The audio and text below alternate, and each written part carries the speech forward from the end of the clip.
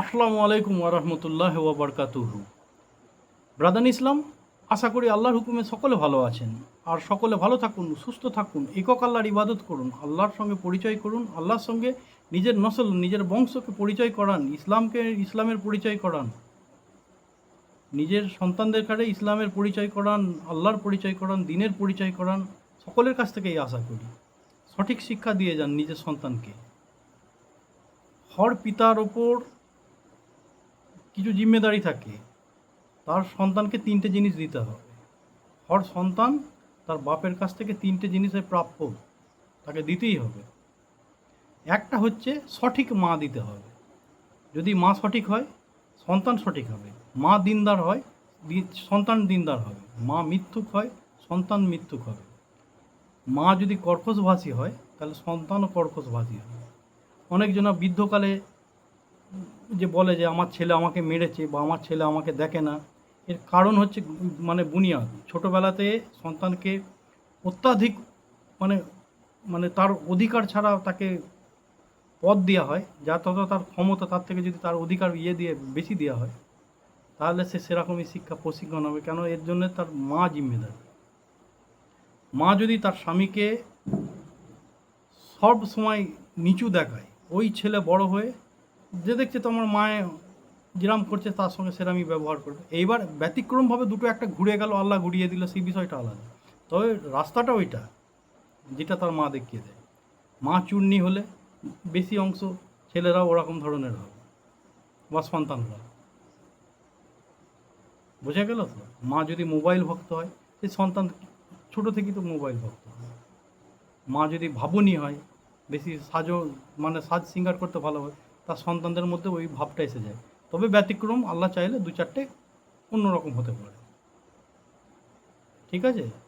একটা মায়ের ওপর জিম্মেদারি হচ্ছে যে তার সন্তানকে 7 বছর থেকে ট্রেন করা নমাজের বা ইসলামিক দিক দিয়ে। আমরা দুনিয়াদারি শিক্ষা দিই, কিন্তু দিনের শিক্ষাটা তার মধ্যে দিই না, যার কারণে বৃদ্ধকালে কেঁদে বেড়ায়। সেই সময় আফসোস করার কোনো শক্তি নেই। তখন ছেলে শক্তিবান, আমি নির্বল। আমার ছেলে বলবান হয়ে যায়, আমি নির্বল হয়ে যাব। সেই সময় আমাকে সেই জিনিসটা লক্ষ্য হবে যে আমি এই ছোটোবেলায় এই জিনিসটা আমি তাকে ভুল করেছি। বোঝা গেল তো? ওই জন্যে এখনই তাকে সঠিক শিক্ষা দেওয়া দরকার। আল্লাহর রসুলকে নমাজ শিখিয়ে দিয়ে গেছিলেন 2 দিন সঠিকভাবে, কে? জিব্রাইল আলাইহিস সালাম। হাদিসে পাওয়া যাচ্ছে, হাদিস থেকে বর্ণনা করছি আমি। কিন্তু রাসূল সাল্লাল্লাহু আলাইহি সাল্লাম প্রত্যেক মায়েদের কাছে বলেছে তার সন্তানকে 7 বছর থেকে 10 বছর পর্যন্ত ট্রেন, তার আগে ট্রেন করার কোনো প্রয়োজন নেই। সে ছোটোবেলায় পড়লে বেশি ভুলে যায়। 7 বছরের পর থেকে তার উপর করুন, 3 বছর সেই ইবাদত যা করবে আপনার খাতায় লেখা হবে, আর মোকাম্মল লেখা হবে, ওটা থেকে কোনো কমই হবে না। সন্তান যদি 7 বছরের থেকে 10 বছর পর্যন্ত সে বালেক হওয়ার আগে পর্যন্ত, তার পুরুষ সন্তান হলে যদি নাইট ফলস হওয়ার আগে পর্যন্ত সে যা ইবাদত করবে মা বাপের খাতায় আসবে। মেয়ের যেদিন পিরিয়ডস যতদিন না হচ্ছে সে যা ইবাদত করবে, 7 বছর থেকে 10 বছরই হোক, 11 বছর 12 বছর, সেই নেকি মা বাপ দুজনেই পাবে। ঠিক আছে?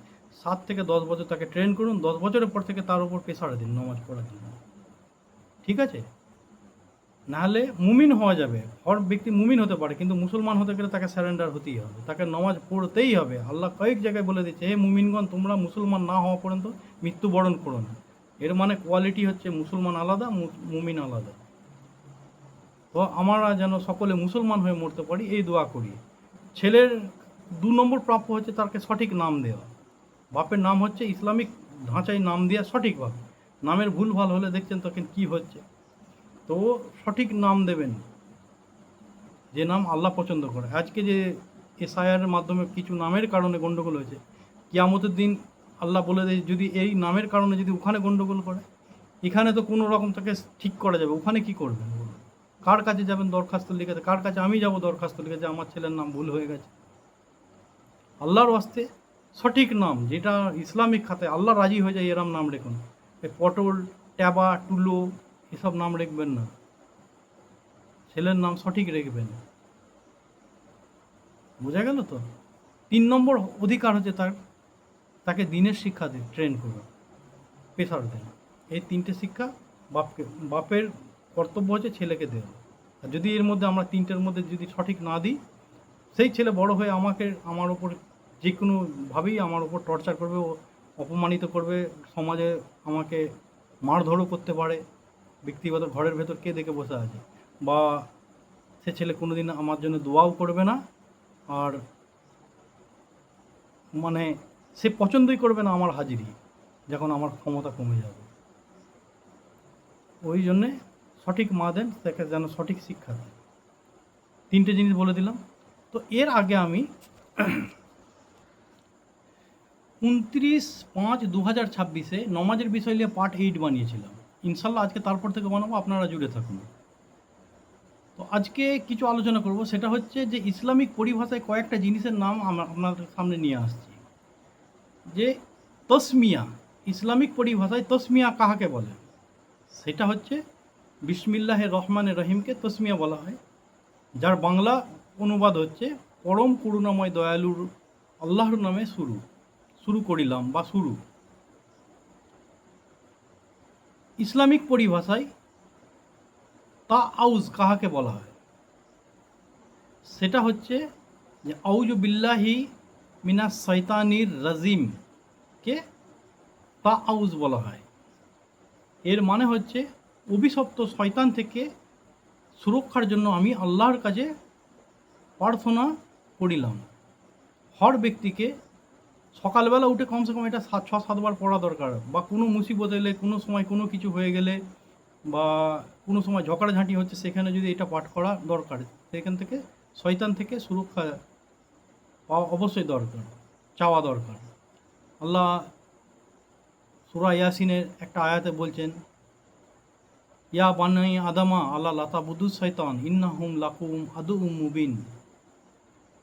হে বানি আদমের বেটারা, তোমরা, শয়তান হচ্ছে তোমার প্রকাশ্য দুশ্মন, খোলা দুশ্মন তোমার। শয়তান থেকে বাঁচো। ওই জন্যে আউযু বিল্লাহি মিনাশ শয়তানির রাজিম, এটা ঠিক আছে। ইসলামিক পরিভাষায় তকবীরে তাহরিমা কাহাকে বলা? ইসলামিক পরিভাষায় তকবীরে তাহরিমা আল্লাহু আকবরকে বলা হয়। ঠিক আছে, অনেকজনা বলে আল্লাহু আকবর, ওরম বলবেন না, ওর মানে কিন্তু অন্য বেরিয়ে যাবে। ওটা আল্লাহকে বলে, আল্লাহর যা নোংরা ক্যাচরা আছে সব আল্লাহু আকবর, ওরম বলবেন। আল্লাহু একটা কথা, আকবর একটা কথা, দুটো কথা আছে, একসঙ্গে জুড়ে বললে অন্যরকম বলে ফেলে অনেকজন। যাই হোক, আল্লাহ সর্বশ্রেষ্ঠ। 2 রিকাত নমাজে আমি এই কথাটা 11 বার বলি, এই আল্লাহু আকবরটা 11 বার বলি। আমি মসজিদে হোঁসো আওয়াজে পাক পবিত্র অবস্থায় আল্লাহর দিকে মুখ করে আল্লাহকে বলে এলাম আল্লাহু আকবর। নমাজ থেকে বেরিয়ে এসে গিয়ে পীরের মাজারে গিয়ে যদি চাদর চড়ায়, তাহলে আমার মতো মিথ্যাবাদী, আমার মতো অভিনেতা, আমার মতো ভাঁড় আর কেউ নেই। আমাকে আল্লাহ মুনাফিক বলে ডেকে আমাকে জাহান্নামের তলদেশে পাঠিয়ে দেয়। তুই মসজিদে উঠে আল্লাহু আকবর বললি, মসজিদ থেকে নেমে গিয়ে তুই এই কাজ করলি। তুই পীরের মাজারে গিয়ে শান্তি খুঁজছ, পীরের মাজারে গিয়ে সন্তান খুঁজছ, পীরের মাজারে গিয়ে বরকত খুঁজছ। ওই জন্যে সতর্ক হয়ে যান আল্লাহর ওয়াস্তে, এবং নিজের নসলকে, নিজের সমাজকে মজবুত করুন। আর নাহলে দেখছেন তো কী অবস্থা হচ্ছে আমাদের। দোষ করে কেউ সাজা পাচ্ছে না, কেউ নির্দোষে জান হারিয়ে ফেলছে। আচ্ছা, ইসলামিক পরিভাষায় তাহলিল কাহাকে বলা হয়? সেটার নাম হচ্ছে লা ইলাহা ইল্লাল্লাহ। এর অর্থ হচ্ছে নেই কেউ মাবুদ, বা নেই কেউ ইবাদতের যোগ্য আল্লাহ ছাড়া। নেই কেউ মাবুদ, আল্লাহকে শিখা। ঠিক আছে, এটার নাম হচ্ছে তাহলিল। আচ্ছা, ইসলামিক পরিভাষায় দোয়ায়ে সানা কাহাকে বলে? সেটা হচ্ছে নমাজের শুরুতেই যাহা পাঠ করা হয়। এটাতে 5টা ওয়াদা করেছি আমি আল্লাহকে বলে। কি সেটা আমি বলে দিচ্ছি। সুবহানাক আল্লাহুম্মা একটা কথা, ওয়া বিহামদিকা দুটো কথা, ওয়াতাবা রাকাসমুকা 3টে কথা, ওয়াতা আলা জাদ্দুকা, চারটে কথা। ওলা ইলাহা গায়রুক, পাঁচটা কথা বললাম। এতে কি হলো?